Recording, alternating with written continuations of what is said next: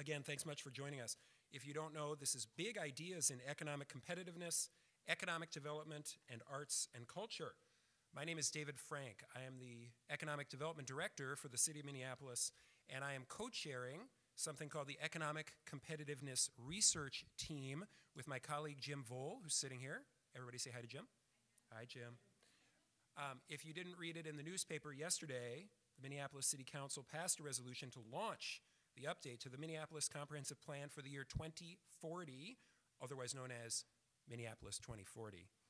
Minneapolis 2040 is the 20-year vision for this city's natural, built, and economic environment. And now, as I know many of you know, and as these distinguished guests know, one key component of a city's economic health is its arts and culture, and how much the arts are a part of the life of the city. We think that we do very well here, but we thought we'd bring some experts together and find out what they think. Our great panelists will share their thoughts. Before I introduce them, I'll explain how the session will go, okay? I'll talk for just a few minutes about the comprehensive plan overall, and then each of our panelists will share what they do for about 10 minutes each, and then there'll be time at the end, I hope, for a few questions of the panel. So far, so good? Everybody here's okay? Is our audio working, by the way? Awesome, check it out, we waited. It's working. So, we're going to give you a quick overview of the comprehensive plan process. The city's comprehensive plan is legally required by Minnesota state statute and by Metropolitan Council regulation to be updated every 10 years. The next update is due at the end of 2018, which gives us something less than 3 years to produce the plan. The comprehensive plan provides long-range policy guidance for the city, and it's the primary tool by which we guide built form and land use. These are the required and recommended elements of a comp plan, and some additional elements, like economic competitiveness, by the way, not that I am bitter, are being included because they're city priorities. The plan has to be complete by the end of 2018, including the time for public comment and review by adjacent cities. We anticipate producing the plan in 5 phases, as shown here, and each of these will include engagement strategies customized to that phase of work. In the current plan, the themes of equity, health, and opportunity have emerged as key themes, as shown in our mission statement, which you can see. The process will be informed by the comprehensive plan values, which are listed here in the pretty picture. And we've also established a clear set of goals for civic engagement. Today is the launch of the public engagement process for the comprehensive plan update, and our website is going live today as well. In today's session, we're asking you to participate in the discussion and provide your big ideas as input to kick off the comprehensive plan update. Make sure to visit the website and sign up for updates. You have heard quite enough from me. So now, sorry, I put this down. These panelists are so impressive, I had to get their bios so I could read them to you. First is Wendy Holmes, seated to my left. Wendy is Senior Vice President for Consulting and Strategic Partnerships at ArtSpace. Wendy oversees a staff which identifies new communities and new opportunities for arts-related real estate projects across the country. Wendy has been a speaker at numerous national arts, historic preservation, and urban affairs conferences, as well as a guest lecturer at universities here in Minneapolis-St. Paul. Wendy is a national resource for creative placemaking. Please welcome Wendy Holmes. Hi. So you know that I'm Wendy now. So I'm just very curious because this is a local audience and I don't get the opportunity to talk as much locally as I do in other places. How many of you already know who ArtSpace is and what we do? How many of you have a space in an ArtSpace owned building? Okay. Just curious. So we work at the intersection of arts and economic development all the time, and I think that's partly why David invited me to talk to you a little bit about what we do and how economic development and the arts come together. So if you don't know who we are, we're a nonprofit based here in Minneapolis, and our mission is to create and foster and preserve affordable space for artists and arts organizations. So the really key component of that is the preservation of affordability for the creative sector. We've actually done 40 projects now in 27 cities and 17 states. We own and operate a lot of space for the arts. We own and operate live-work space, working studio space, maker space, any kind of space for the arts, and we probably have it in our portfolio across the country.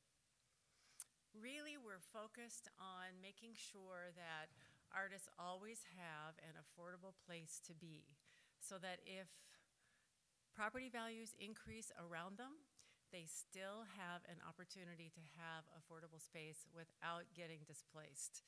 So that is a big part of what we do. Here's a map of where we work across the country. And then what we do is we create these properties, these communities of artists. We manage them in perpetuity. And then we also do consulting with cities across the country. So we do arts district consulting, consulting with nonprofit arts organizations, consulting with cities who want to create and preserve affordability for the arts. Many cities realize that if they don't do something to intervene, like New York City, to create space for the arts that's affordable, they will no longer have space that's affordable for individual artists and creative businesses. And that's a big problem in cities across the country, but particularly the larger and more expensive cities.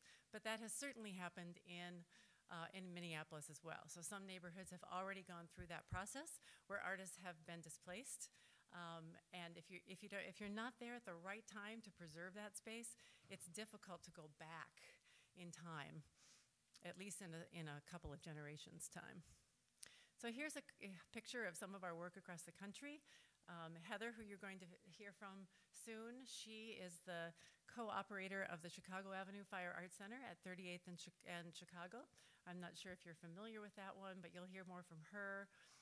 Steve Ozone has his working studio space in the Traffic Zone building, which is on the middle left of the photographs there.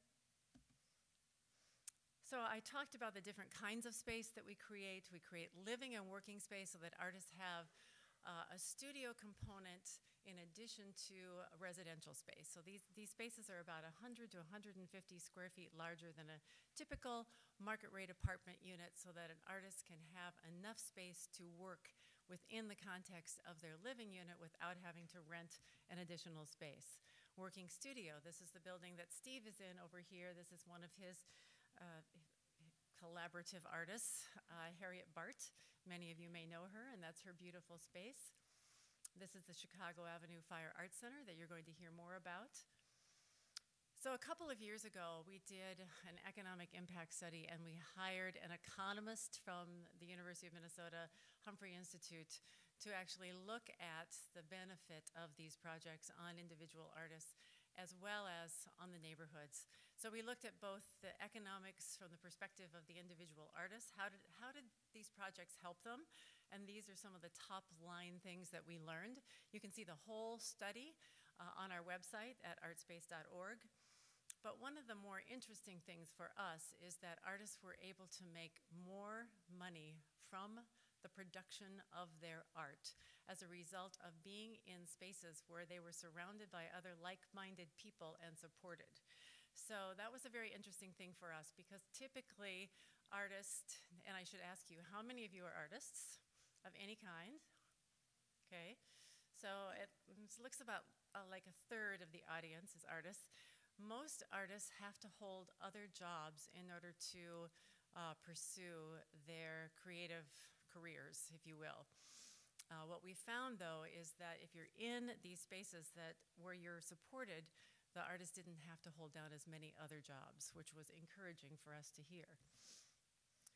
From the pure economic perspective of the cities, and believe me, we have to sometimes take away or break apart or deconstruct the arts speak part of what we do, and just talk to people who care about property taxes and property values and economic development in the sort of harshest, purest form.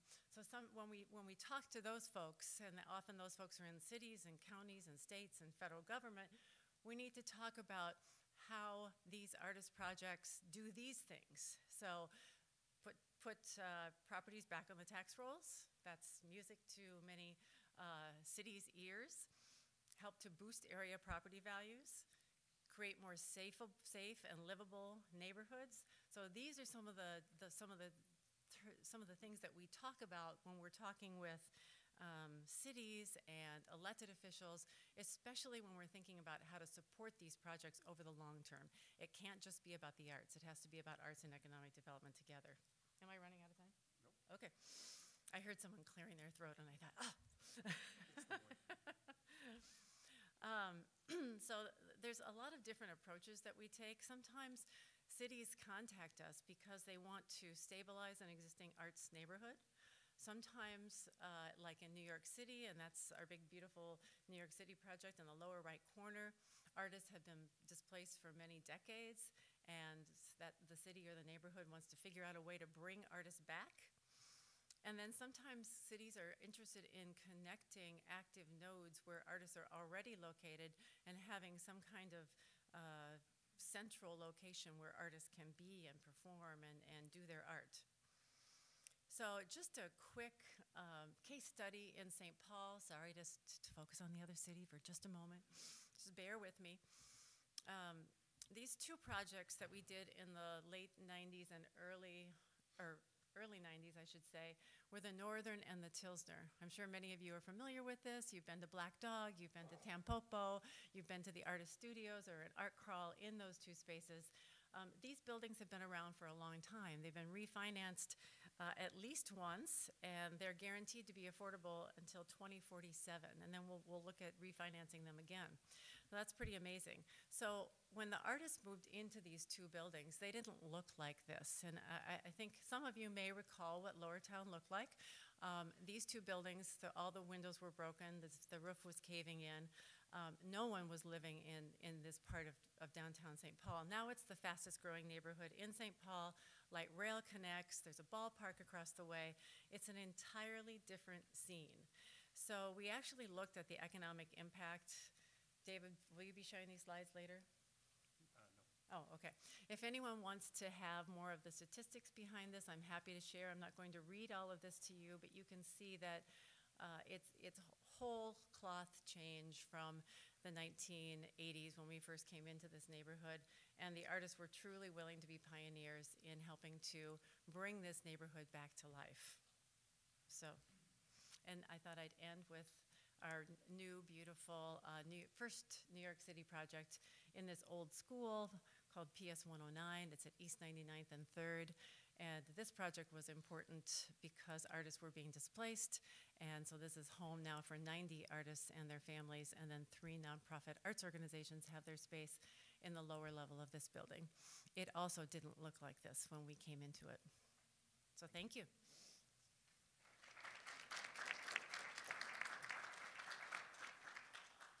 Thank you, Wendy. Appreciate you speaking so quickly. Next, we'll hear from Dr. Brenda Kaiser. Brenda is an urban and social justice geographer in the Department of Geography, Environment, and Society at the University of Minnesota.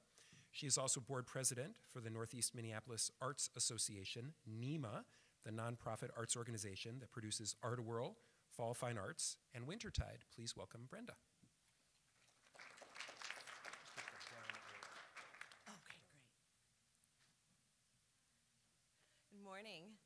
Well, it's really nice to be here, to be part of this panel, but also to be part of the kickoff of this process of engaging the community in the long-term planning for the city of Minneapolis, so the future of the city.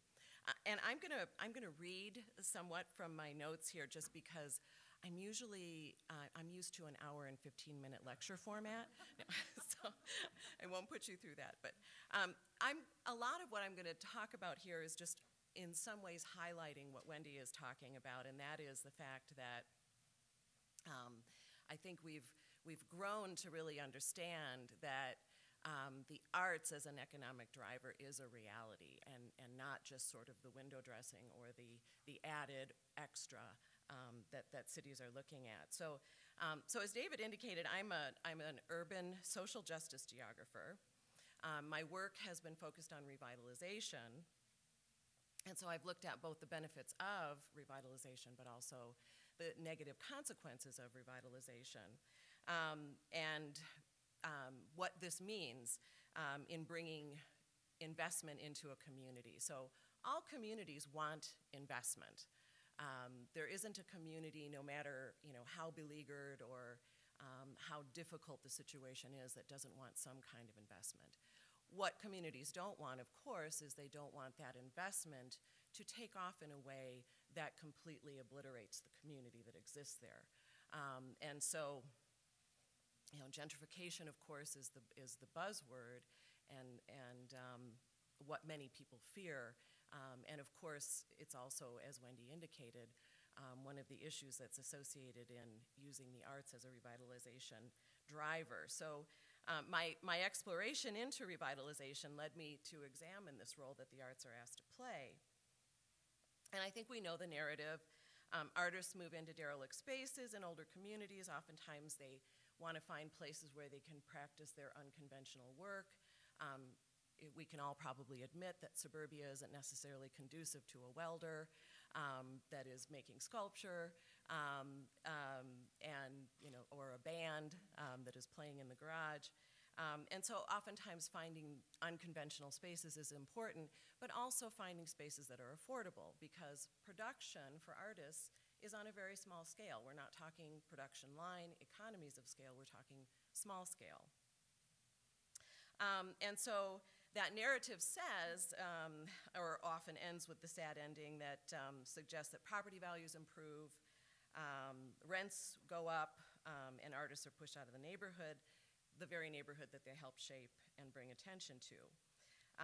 And what this common narrative suggests is that artists are this sort of placeholder that come in, draw attention to the neighborhood, but not expected to stay. And so organizations like ArtSpace develop properties that enable them to stay. But I'm also going to argue that, I'm going to argue against this stereotype, and I'm going to argue against this outcome for several reasons.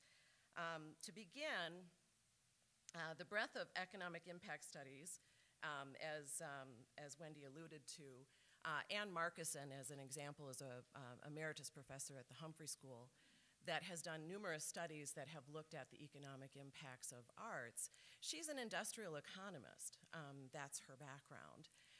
And so she took that sort of way of measuring widgets and production and applied it to the arts, and was able to demonstrate that there is an actual economic quality there, that this isn't something that's just value added.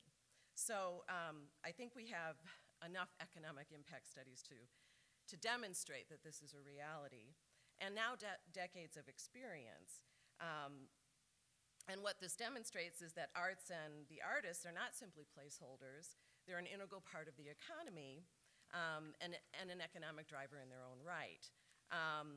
They are integrated into the creative economy labor force in many ways as well. And so there's a lot of conversation today about cities, the shift, of course, from a manufacturing economy to a service economy. As part of that service economy, we look at a lot of industries that involve arts in some way, whether it's marketing, social media, et cetera. And certainly the artist's labor force is integrated. Many artists, as Wendy mentioned, don't do art full-time, aren't able to do art full-time. They're an active part of that labor force. And then the arts continually demonstrate creative ways to adaptively reuse space and also to engage in the community. And I think some of the other panelists are going to talk about that more in depth. So, with regard to space, I'll use Northeast Minneapolis as my example. Many of you might be familiar with the Northrop King. How many people have been to the Northrop King? All right. How many people have been to Art-A-Whirl? Awesome. That is just awesome. So that's my Northeast Minneapolis arts hat, getting excited there. But the Northrop King building, as you're familiar with, it's larger than a city block, once owned by one company, employed hundreds of people in production of seeds. So getting seeds in packets and sending those out.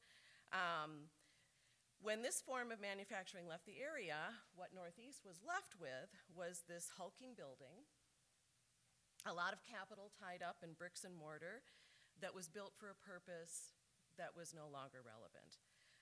Today, though, in the Northrop King, and if you've visited the Northrop King, you know this, there's over 200 small businesses in the Northrop King building.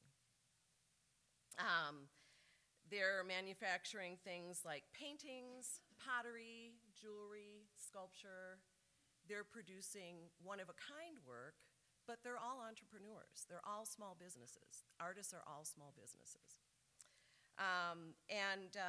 Many of these production entrepreneurs are then also engaged in the creative workforce. So they're employed with ad agencies, tech industries, doing marketing, PR, social media-focused work. So they're, as I mentioned before, an important part of this labor force. And they're continually demonstrating innovative ways to adaptively use spaces, not only studio spaces, but repurposing for the short and long term. So short term, maybe doing pop-up events. There's a common practice now to reinvigorate storefronts by bringing an arts activity for a period of time, and that's been demonstrated to draw attention to these works or these vacant buildings. The turnover and finding new leasers for the space ends up being much shorter using that kind of pop-up activity. And so finally, I'm just going to end here by talking about my Northeast Minneapolis arts position. So I was interested in what was going on in Northeast when I came to the University of Minnesota 8 years ago. And I started exploring what was going on because it was so unusual to see such a congregation, such a large number of artists and studio spaces within a community, largely successful. And so I stood a little close to the then president of the board, and that's how I ended up on the board. And that's been a great experience for me, though, because I've really tried to then look at this arts activity, this artistic milieu, from the perspective of the artists. And thinking about the artists in Northeast, so their efforts draw attention to their work.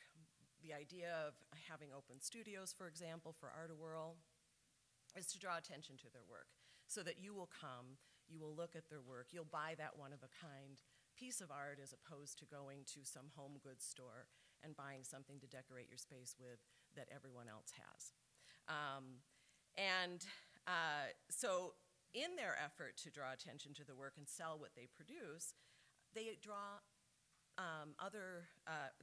basically the other community members into that realm as well. And I'll just kind of give you an example of how that works. So Art-A-Whirl, which was started, this will be the 21st Art-A-Whirl, third weekend in May, brings about 50,000 people to Northeast. So, as you can imagine, and you probably have been part of this, those that raised your hand and said you went to Art-A-Whirl, you come to Northeast to walk through artist studios, to sort of breathe in this experience, to look at the artwork, but then you might go have lunch, you might go have a beer. There's a few brew pubs in Northeast you could find. In doing this, you're also then bringing different economic benefits to the community. And in fact, the ripple effect is pretty phenomenal. For many of the restaurants and bars in Northeast, they'll state this is their biggest grossing weekend of the entire year. There have been a number of bars and restaurants that have said, we came to Northeast, we chose this location because of this arts activity, because we knew that this event was going to bring these people in. And not just on Art-A-Whirl weekend, but all throughout the year for different open studio events, for different art openings, et cetera. So I think it's really important to clearly see the importance of that inclusion of the arts, not just as a catalyst and certainly not as a placeholder, but as an ongoing source of production, that pays rents, that buys supplies in the area. Each one of those 200 entrepreneurs that are in the Northrop King building, as they come in to work, they go to lunch in the neighborhood. They're constantly participating in the local economy. This milieu of artists is also a really important part of the labor pool for the creative economies. And if we're looking at the future of Minneapolis as a city as a whole, we know that this is an important part of the future and has been an important part of the past. And then they're also an integral part in shaping communities through the adaptive reuse of spaces, creative adaptive reuse of spaces, engagement with the community oftentimes. I still have time? Oh, sorry. We should wrap up. Okay. So just to also build on what Wendy was talking about, the need to actually create these spaces where artists can stay. What ArtSpace is doing is phenomenal, and in many markets it's an absolute necessity, especially on the two coasts, or in cities like Chicago in the middle. But in some communities, there has been enough power within the local community to figure out ways to repurpose these buildings to have a multiplicity of uses in them, in order to be able to still maintain the art spaces available at affordable rates for the artists as well. So I think there's a long enough history now to really be able to demonstrate how this can be integrated into the overall economy. And I'm just realizing that I had this wonderful seed packaging picture that I forgot to show. And so going from the Northrop King building as this single employer or single owner employer to entrepreneurs within this space that are producing their forms of manufactured goods for our consumption, that this is a really important part of the economy. So I'm going to end there. Thank you.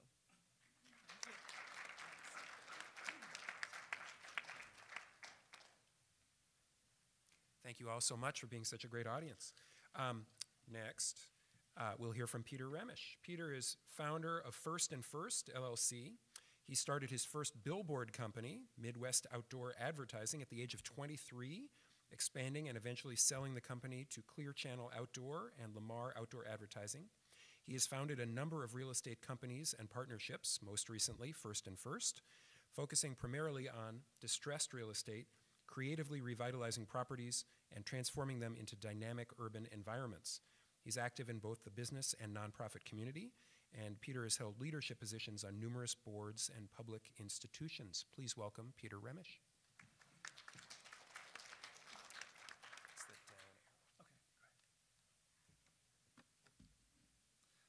Good morning. Thank you. Again, my name is Peter Remisch, and I'm going to talk to you a little bit about my latest real estate or business endeavor, First and First. First and First was a company that I founded approximately 5 years ago with the idea of taking real estate that had been dormant or sort of left behind and transforming that into entirely different and new and creative use. We've done a number of projects around the St. Paul, Minneapolis area, approximately 15 or 16 in total, and I'm going to walk you through a couple of them on some slides and just talk a little bit about the philosophy and the culture of the company and sort of the objectives on what we're trying to accomplish and create and transform within the community. Oop, wrong way. So when I started the company a little over 5 years ago, I was thinking about what did I want to do? I've been an entrepreneur my whole life, and I wanted to create something different in terms of like a company that was transformational, a company that was really involved with a future-based approach. And what I mean by that is I took myself, metaphorically anyway, and put myself into the future and envisioned and thought about what my company was going to be and what it was going to look like and how that was going to, what the pieces of that would look like as I sort of walked down the path and assemble those pieces to create this new organization. And one of the first things I did is I started a charter called the First and First Charter. It's a little bit different than a mission statement. A mission statement is sort of like a path to what we're going to do.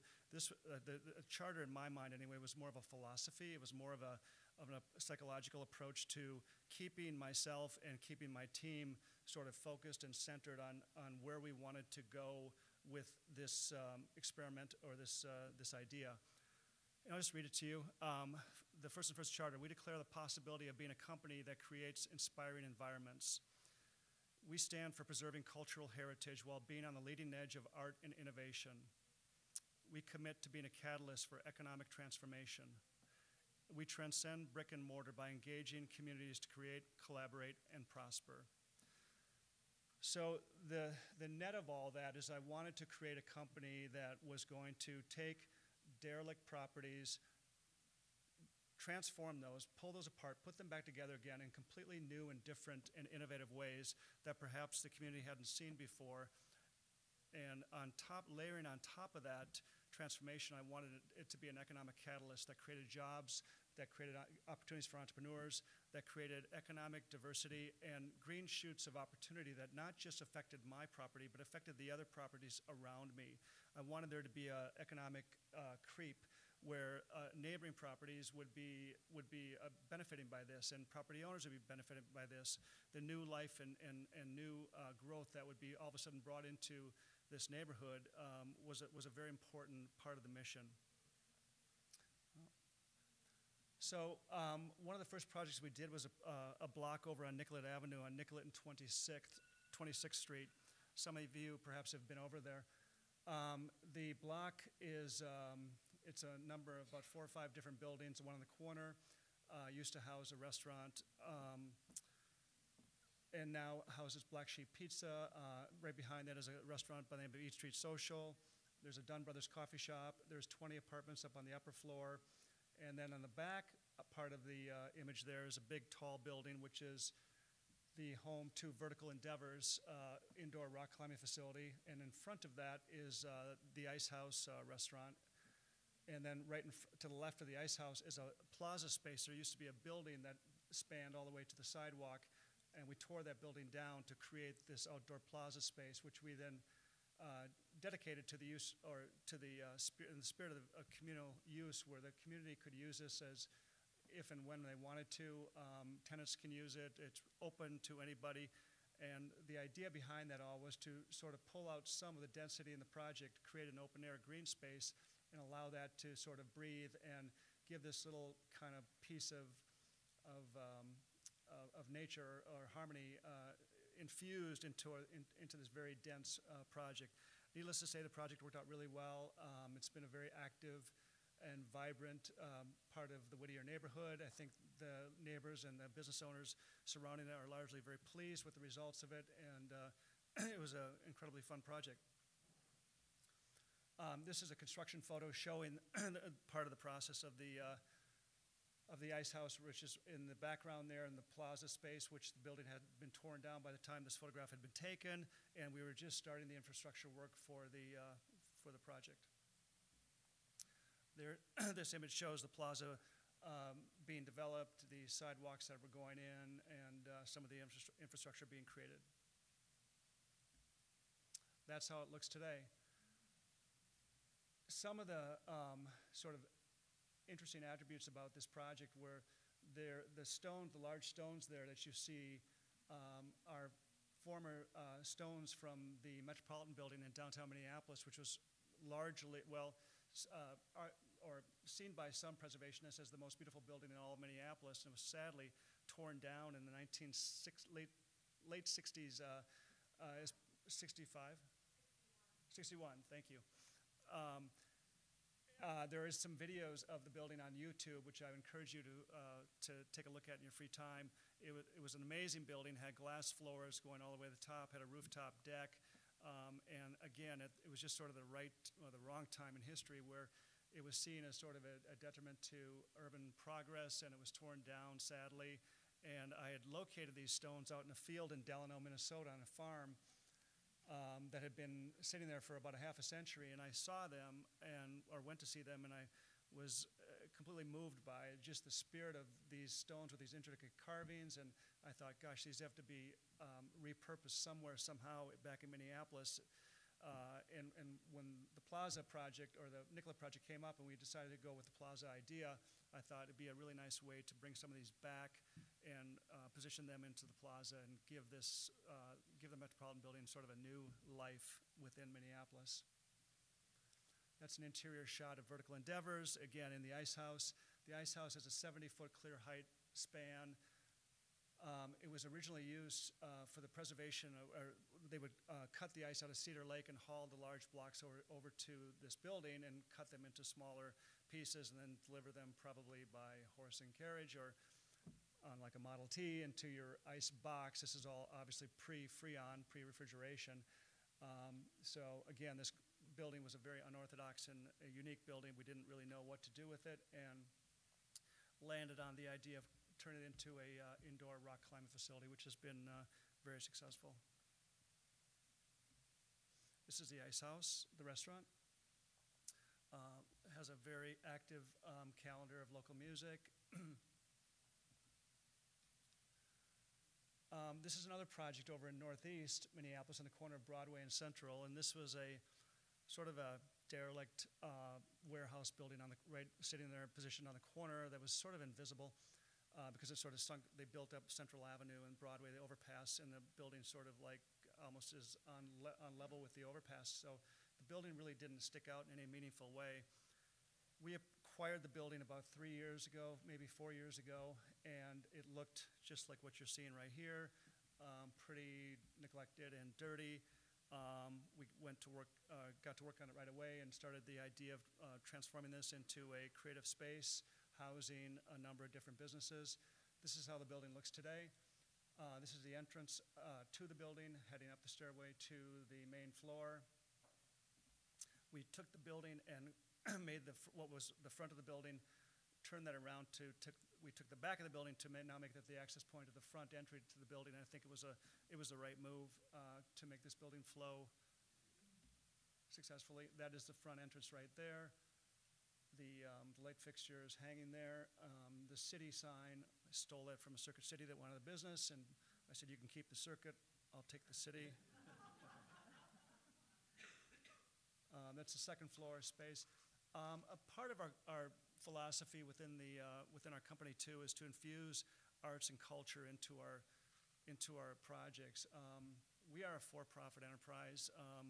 We are not a nonprofit, but we do I very strongly believe in art and the ability for art to change the world. And I think that it's I take these projects, they're deeply personal to me, and I infuse art into them, and not just local art from all over the world. And I love the platform to be able to express sort of the individual unique characteristics of the building juxtaposed against contemporary art. The inner tubes here are a Berlin artist by the name of Michael Salesdorfer. The car in the background is an artist by the name of a South American artist by the name of Robin Rode. So it just gives you an idea or an opportunity to open this up into different dialogues and different conversations coming from different places over the planet. This is the brewery downstairs, 612, their tap room.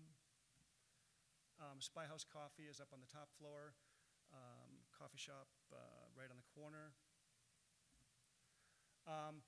Because I mentioned earlier the building was sort of invisible because of the roadway, I had the idea of taking the chimney and wrapping that in LED illumination so it looks like a sort of a cartoon there, but that's actually what it does look like at night. It glows like this sort of lightsaber up in the air that is sort of a marker and a identifier for a great distance either down Central Avenue or Broadway. And I thought, this would just be kind of a fun experimental idea. I had no idea what the reaction would be, and it was, it wildly exceeded any sort of thought that I would have. This would be something that people would respond to, but it has been sort of a marker for the neighborhood and just sort of it's sort of a beacon in a way, like, hey, things are happening over here in Northeast. Northeast has been, over the years, a neighborhood that started out as sort of an industrial neighborhood. And as industry sort of moved out, the artists moved in, It had been a little bit sleepy, just sort of a steady neighborhood that had its sort of thing going on in a sort of a quiet way, and that has been completely transformed over the last 3-4 years with the introduction of the craft brew movement, tap rooms, cocktail rooms, distilleries, etc. So there's a lot of things that are sort of coalescing and bringing this neighborhood to a different level in a very dynamic way, and hopefully a very positive way. This is a building that was built as the first indoor storage center in America, safe storage. It's now home to Aria, an event center which I own. I bought the building 4 or 5 years ago. The building had fallen into foreclosure, and it was home to Theater de la Jeune Lune, an amazing, innovative theater company that had moved from Paris to Minneapolis in 1990.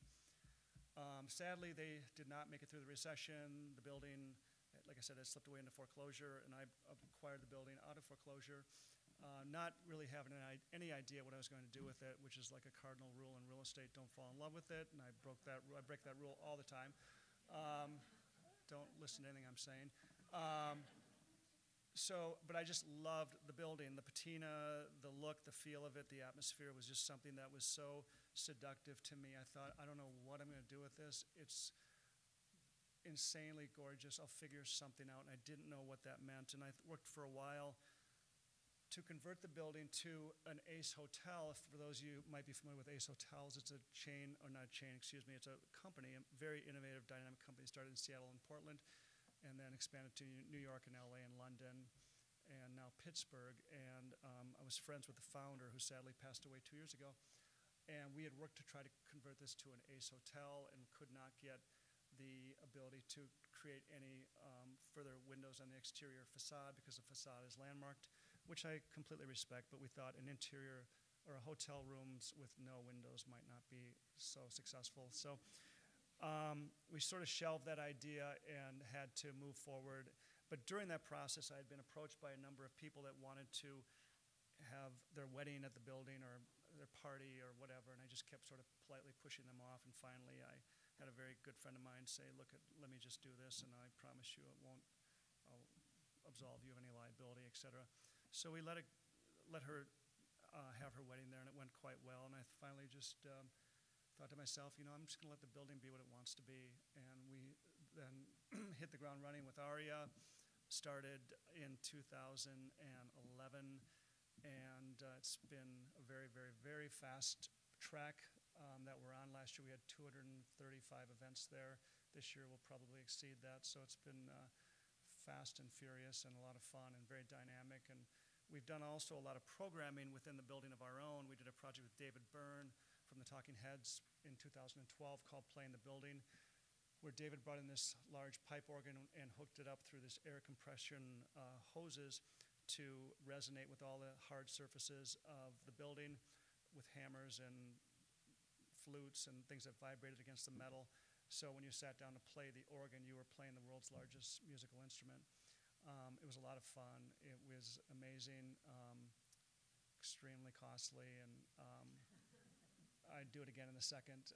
And then we did an exhibition with Andy Warhol from the Warhol Foundation. Not Andy himself, obviously, but with the Warhol Foundation. It was the first exhibition done in a private space ever, authorized by the foundation, and that was terrific. We did that in 2012. So these projects that we do are all self-funded by me, with the idea that we want to be a catalyst and a contributor to culture in this community. It's something that we believe in. We have a lot of programming in here that we offer people when we can squeeze it in between the other events, Liquid Music Series, the Schubert Club, and many, many others. And again, it's just a really wonderful platform for us to contribute in some way to the dynamic life and culture within the city. That's a wedding that occurred.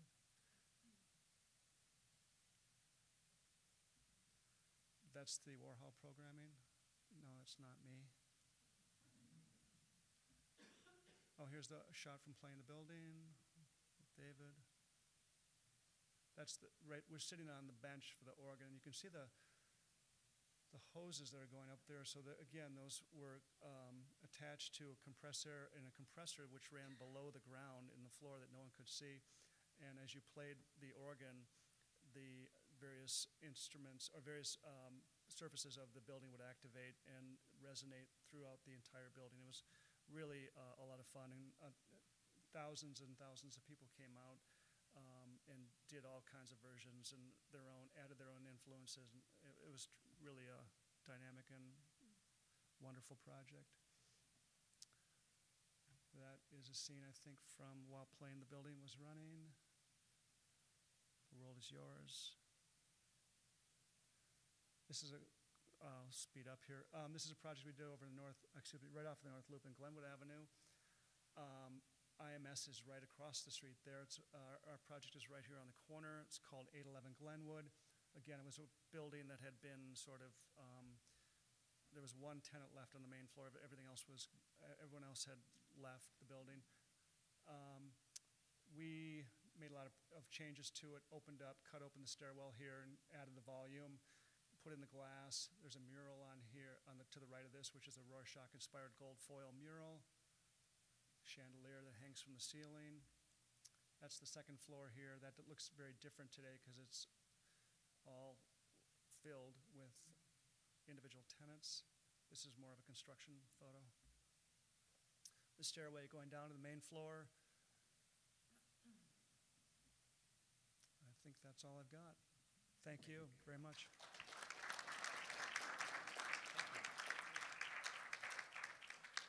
Thank you so much, Peter. I think this is so interesting. Everybody's good, right? All right. It's early in the morning, but it's getting to be like everyone's awake. That's fantastic. Next, we're going to hear from Heather Doyle. Heather has studied welding and metalsmithing from an artist's perspective for more than a decade. She continues to explore the mediums of heat and metal through her business, Industriel. Did I say that right? Nice. Designing metal sculpture and creating custom fabrication on a commission basis.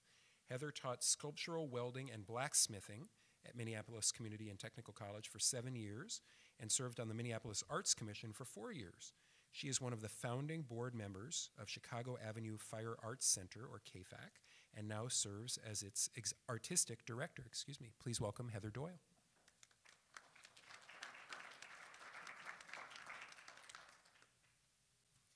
Thank you. This is exciting to be a part of. Our organization, the Chicago Avenue Fire Arts Center, is sort of like an example of a lot of the things that you're talking about. It started as a grassroots initiative, a group of neighbors that really, we all lived within 4 blocks of the intersection of 38th and Chicago. And it was a difficult, it wasn't a safe, walkable community at that time. And there had been several initiatives to start something, to have some development start at that intersection. All of the founding board members were very engaged in the community, and at that time they were doing a small area plan formulated by the community so that because it's a very arts-based community, Powderhorn, Central, Bryant, and Bancroft neighborhood. That we knew that as soon as it got to be that hot little community, that development would come in, and we wanted to make sure that we guided that, and there was still a place for us, the artists that lived there. So in 2005, they started that small area plan, and one of the leading tenets in that plan was that arts be a focus of that development. I was teaching at MCTC at that time, teaching sculptural welding and blacksmithing. Every single time people got done with my classes, they would say, where can we go and do this kind of work? Well, there are a lot of barriers. One being expensive equipment, another being safety. It's better to do this kind of work in a community environment where you have other people literally watching to make sure things don't start on fire. And then there's the issue of insuring a space. Further, proper ventilation. There are all kinds of things that were barriers to people starting their own studios in fire arts, in blacksmithing, sculptural welding, hot glass, let alone a space to do large-scale public work. So we decided to make one at the intersection of 38th and Chicago, a residential community, so you can imagine there were lots of barriers to this initiative. But there was a space, the old Nokomis movie theater, 5,000 square feet, and pretty much gutted by the organization that was there before. It was a business called Rec Brothers Auto Body, so there was also, welding and fabrication going on in the building for 25, 35 years, so an easier sell to the community. We started by going around to the neighborhood and telling them our plan and getting support from the community, and then went to the city. And we started out with a study by Ann Markison that Brenda mentioned called the Artistic Dividend that proves that art centers, if you put an arts resource in a community that isn't available anywhere else, artists will come to that. And people kept asking us, we're in the middle of a recession. This is now 2009, 2010. How do you know that people will come to this resource if you put it out there? And this study really helped us to solidify not only our resolve, but to share with the community that it's a distinct possibility that this will happen. Sure enough, the city connected us with ArtSpace and Wendy and her organization, and they purchased that building, the Nokomis Theater, and helped with the design and build out of the facility for our largest vision, our fully developed fire art center that offered all the programming areas that we offer today. This is now 5 years ago. It's been an interesting road. We are still a completely volunteer-run nonprofit. Actually, this year, we had a grant to pay our curator for a gallery and some small grants to help pay for operating. But that was a big, big move for us. The kind of programs that we offer now, can I get this to work? Okay. The kind of programs that we offer are not taught anywhere else. So people have often asked us, like, how do you fit into the ecosystem of all of the maker and crafter and DIY, trisumer kind of environment? And what we do at the Fire Art Center is delve deeply into these crafts. So you're learning from master artisans and craftspeople.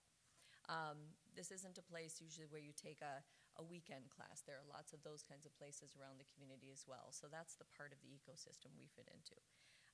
Further, you can develop your career and sustain yourself as an artist by working out of our facility.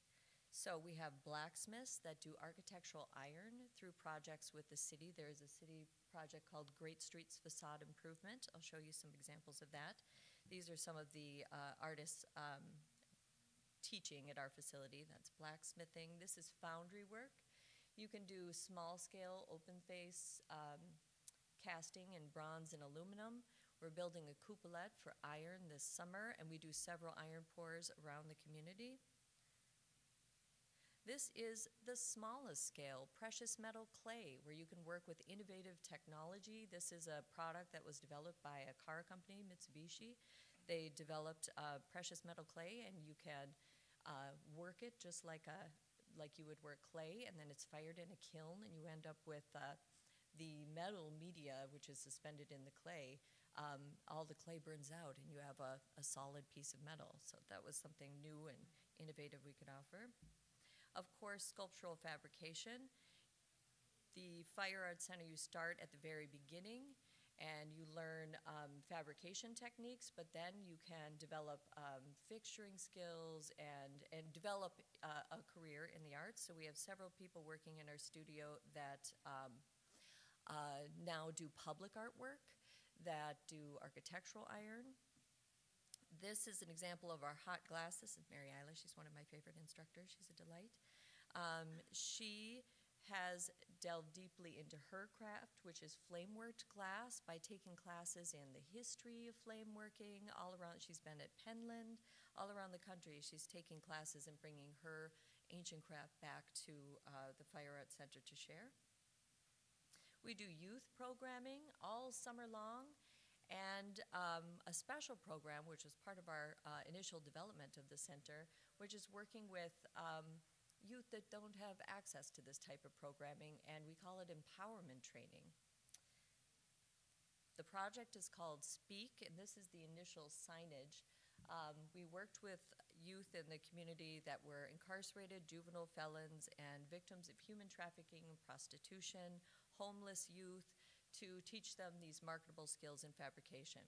This is the signage for the project. On the bottom, it says the word "speak" in street art lettering, and above it is the word "speak" in Spanish, and then Hmong and Somali, the 4 languages most commonly spoken in the city of Minneapolis.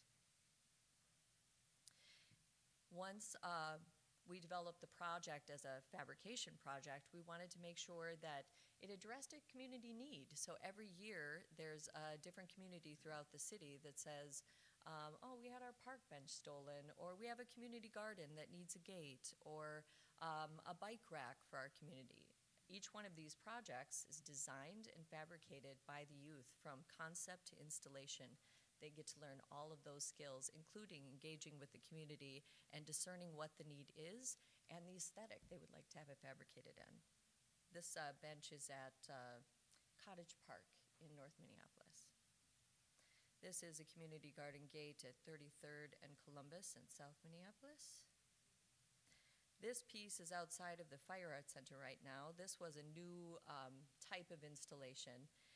These youth wanted to use craft techniques and modern technology, so they created, their concept was what they wanted to protect about their childhood, and they rendered it as a jar of fireflies. So there's an Arduino programming element of LED lights inside of this sphere. And all of the shields on the outside were the flawed shields they felt that society had given them to protect themselves. There's the justice system, there's religion, there's gun violence. Actually, that was a really powerful experience. They had beautifully rendered 2 weapons pointing toward each other, and the lettering in each one of those design elements said "destroy peace," facing away from each other, and it looked like a stained glass window. Beautifully, beautifully done by one of these kids. But of course, the imagery of the weapon was, it was an issue we needed to talk about with the county home school, the juvenile facility they came from. And these youth were able to articulate why that image was important and why it belonged on this piece. And it walked all the way up the chain, and they won. It was a very, very powerful thing for them to go through to defend their public artwork. The big thing about this piece, and including the Fire Arts Center's Heat, Spark, and Flame that they get to have access to, was that they got to learn marketable skills in Arduino programming, and that was something new and different for this project. So this piece, even though it is within the Fire Arts Center parking lot, where we have a gate, you can text to the artwork and change the color of those fireflies, which they created for themselves. Very exciting. So they got to do everything. This piece is a bonsai tree. This is the Speak project for 2016, or for 2015. This was last year. And we're still working on the fabrication of it because it's very complicated. The idea was that the creation of a bonsai tree is you get to make all of the decisions to give the bonsai tree its grace, its dignity. And we translated all of those processes into fabrication skills. So they're using metalwork to make all of these conscious decisions about their reintegration into society after their incarceration. So this is all their design, and we are finishing the fabrication. It's going to take us forever because it's all hand-turned ironwork with heat. It's going to be beautiful when it's done. Another thing that the Fire Arts Center gets to do is to work with the city on Great Streets facade improvement projects. So now business owners get to hire skilled designers and fabricators to create a facade that engages with their community and really says something to their community with durable materials. So we do all steel and aluminum and stainless facade work. This is City Food Studio, very close by the Fire Arts Center. It looks like a cityscape on the facade, built out of steel. This installation is at 15th and West Broadway. It was Randy Lane Plumbing, and the building actually had a number of very interesting design elements. It had corbels, but it had some 80s facade work done that was outdated, and I was trying to be delicate there. And it was in terrible condition. So what they wanted to do was bring back the turn of the century kind of aesthetic, and the porte-cochere element with the crown and all of the medallions on the building, plus the painting of the building and the redoing of the lava rock installation on the outside and replacing it with brick, really brought this building to a different place, backwards and forwards at the same time. This installation at 24th and West Broadway was an opportunity to work with a business owner. She's a chiropractor and owned two businesses. One of them was her chiropractic, and the other was an Anytime Fitness, the first in North Minneapolis. And what she wanted to indicate with her facade was this flow between self-care and care after injury. And so the entire facade is all hand-tooled swoopiness, which was quite a workout, but totally worth it. This is our latest engagement initiative with the city. A contractor for the city, Metro Blooms, is charged with getting as much water out of the city sewer as possible. And in order to do that, they create these elaborate engineered underground cistern systems, permeable pavements, and so forth that are largely invisible. So they hired the Fire Arts Center to create artful conveyance systems. This one is at the Black Forest. And the gutter system takes the water from the top of the building and into one of these very elaborate underground systems. But it has stag heads and waterfalls and stainless steel and corten and a water feature at the end dropping into a raised bed. So that's going to be fun as a project to work with them in future on all kinds of artful conveyance. This installation is right next to the Red Stag in Northeast Minneapolis, Ambiente Gallery. It's a really fun thing to get to create something that's organic and modern at the same time. I don't know how well you can see this, but on my screen it looks like a large fallen tree, and the branches go up a wall on the side, and then over the doorway there's a canopy. Artists get to design and fabricate whatever they want out of their wild imaginations, and as long as it fits within the city's guidelines, we get to do that. So we get to do some really interesting public work. Hey, Heather. Yes. Do you just want to mention the John Bigger Seed project, because I'm losing a negotiation about how much time we have left? You want to just cover one more thing, and then we'll get Chris? That's the next slide. The Fire Arts Center was asked by the city of Minneapolis to help create a public art scale fabrication facility for enamel. Enamel is a fused glass on steel substrate to create coloration on public artwork that is UV impervious and can be hit by stones and soaked in salt and last hopefully forever and ever. There are examples of enamel that have lasted thousands of years. We have indeed done that and are working with a group of 14 public artists. Here is Tecumseh Aiken right here, to recreate a public artwork that was torn down with the Heritage Park installation called the Bigger Seed Project. John Biggers had worked with 14 artists originally in 1996 to create a mural installation on the retaining wall by 94 and Olson Memorial Highway. And with that Heritage Park installation, that artwork had been removed and not conserved. And so there was an initiative by the city and this group of artists to recreate this work in a more durable and lasting way. And the Fire Arts Center is now creating that public artwork, which will be a railing over 94 at Olson Memorial Highway that will contain 304 enamel on steel panels telling the story of the original seed project It's integration into the north side, and it's a beautiful Mobius strip tale told in enamel. Yay! I can't urge you enough to go to Chicago Avenue Fire Arts Center and see it. We went in there and met this guy, and it's really amazing. I am losing my hand signal negotiation about how much time we can have, thanks to the technical difficulties at the beginning. But please stick around to hear a little bit from Chris, who I'm going to skim through his introduction so that we hear it more from him than from me. Chris Webley hails from North Carolina, where he studied textile technology with a concentration in medical textiles at North Carolina State.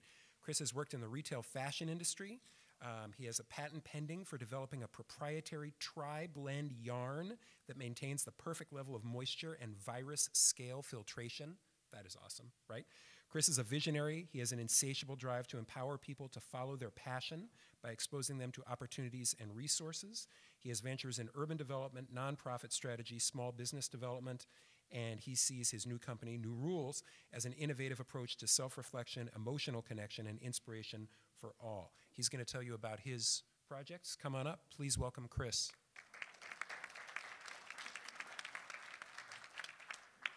Thank you, guys. Hello. I'll try to be brief, guys. Thank you for having me. It's a pleasure to sit amongst so many of you guys.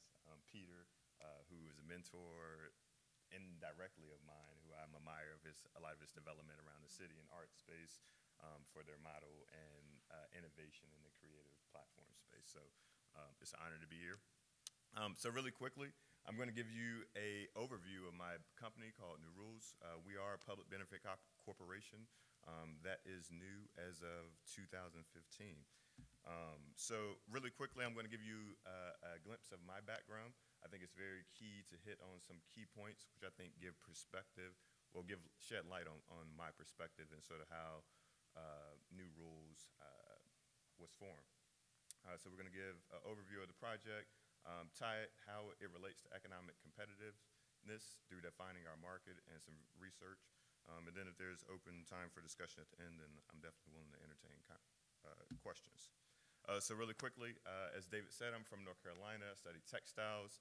I worked for Calvin Klein, Victoria's Secret, making bras and panties, which was really cool. And most recently came to Target as a fabric engineer. I since have left the corporate ranks and decided to run my company full time. I'm an avid bike rider, so you're bound to see me anywhere around the city biking. I love to travel, and I sit on the board for the North Community Y. I'm super passionate about kids. And again, a lot of that culminates within the vision for our company. So New Rules, who we are a playground for creativity, part fabrication and prototyping studio, part events and programming. So pretty much what we do is we provide access to equipment for interdisciplinary artists to come in and utilize this space. So we have access to computers, various software, screen printers, sewing machines, you name it. It's a creative haven for different interdisciplinary artists. So again, we are a design lab, a co-working space. So we just bought a building in North Minneapolis, a commercial complex. It is 3 different storefronts. And one storefront will be the design lab, co-working space, again, geared towards creatives. And then 2/3 of the space we're going to use for events. Events that we're going to curate our own programs. So one of the things that I think a lot of the panelists have talked about is creating that ecosystem of resources. So what does it take for a creative and an artist to really be successful? It's not that I'm just a great artist, but what are those supplemental resources that are needed? And so from an events perspective, we will provide our own programming. We've been doing yoga classes out of this space, different financial awareness, literacy classes, business plan writing, you name it. This sort of falls within that ecosystem. We've also, too, we realized that we can't fulfill every void that's up there.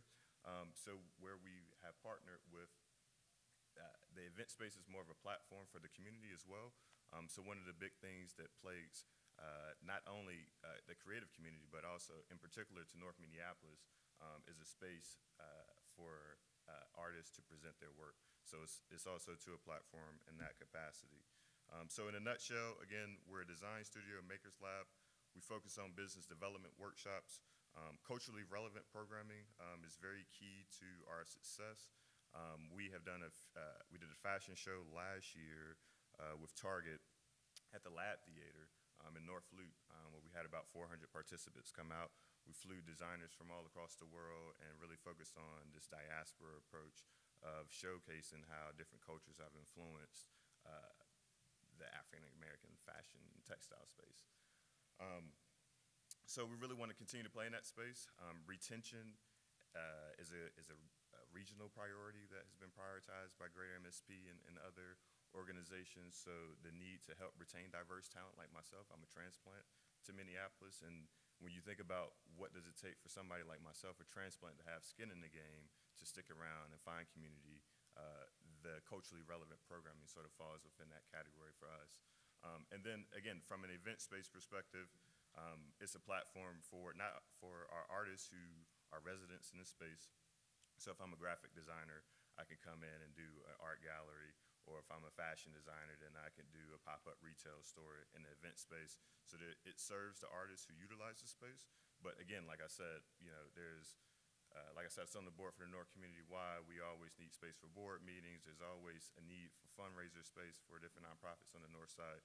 So really wanted that to be a safe space for different organizations who sort of fall within that gamut of our vision. Some long-term strategies for us and focuses that we quickly want to go after and incorporate into our model. The building that we acquired has a hood ran to the roof. It used to be a restaurant back in its earlier times. And we definitely see, just knowing the disparities that we're looking to solve for, being economic, education, and health and wellness. We definitely see food as a component. It's been prioritized through the design thinking workshop that we facilitated back in August. So the community really felt really strongly about having a healthy alternative option. I'm a North Sider myself, and I don't eat meat, so I get frustrated every time I have to when it's time to eat, and I only have 1 or 2 options on the north side. So it's a $21 million business, and $17 million of it leaves the north side. So there's a lot of opportunity in the food space, especially with the different developments going on in the area. From a retail and fashion perspective, we definitely want to add a retail component. And we're also looking at getting a garment knitting machine added to the co-working space. It's a $200,000 machine, but it can take this garment that I have on, this sweater, and knit it from a bobbin of yarn. And it comes off the machine as a full garment. So I think there's a lot of low-hanging fruit when you think about workforce development and being able to train tomorrow's millennials. Right now, from a workforce development and skilled labor, with the baby boomers phasing out, there's becoming this gap in the technical space. I just got back from North Carolina and spun yarn with one of the factories down there. And it amazed me how the youngest person in there was 55, and he knew when the yarn came off, if it had this much slack in it, then you got to turn this gear a quarter of an inch. So that art is being lost. And so when you think about the growing trends that millennials, we make up 50% of the world's population right now, there becomes a sense of urgency that I think should be had in terms of training tomorrow's workforce, but bringing the sexy back. So I think the garment knitting machine is a way to bring the sexy back to textiles and the fashion space. So just some quick tidbits of the work that we've done. Like I said, 7 years in the fashion and textile space, really focused on business development, design thinking, prototyping solutions. Here's a slew of our commercial residential that we acquired back in Columbus, Ohio. Quickly learned that residential is not a sustainable method in terms of when you think about I don't only need a place where I can live and it be habitable, but I need other resources outside of that. So I quickly changed my strategy from residential and switched to commercial, which this is a picture of the building. If you can see it in the background, I had a video I was going to show, but I'm not going to show it. But it's on YouTube. If you ever want to go look at the design thinking recap of the feedback that we got, how the community wanted to see the space utilized. This is the artist loft apartments upstairs that we just finished rehabbing. And this is a vision board for how we see the commercial space being utilized. So very transitional, very industrial, and elevated type feel. So here are our focuses for 2016. We are looking to secure funding. I am sad to say we had financing fall through on our third lender. So I'm sort of going rogue at this point and looking to secure funding via GoFundMe or a Kickstarter campaign.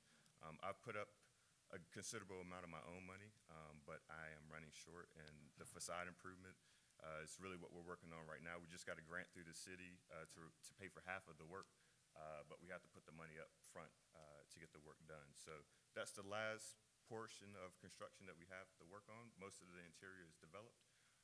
So once we finish that, we're opening tentatively June 1st. So mark your calendars, 2015 North Lowry. We'd love for you guys to come through and check out the space. Long-term strategy for us, we see this as a system that is replicatable across the country.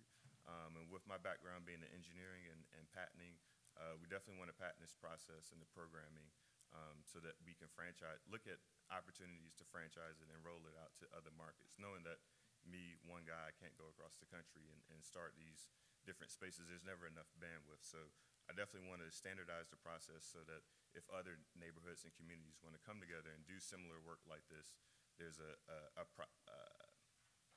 standard processes in place to do that. Yeah. So that's it. Sorry. It's nice to meet you guys. Chris Webley.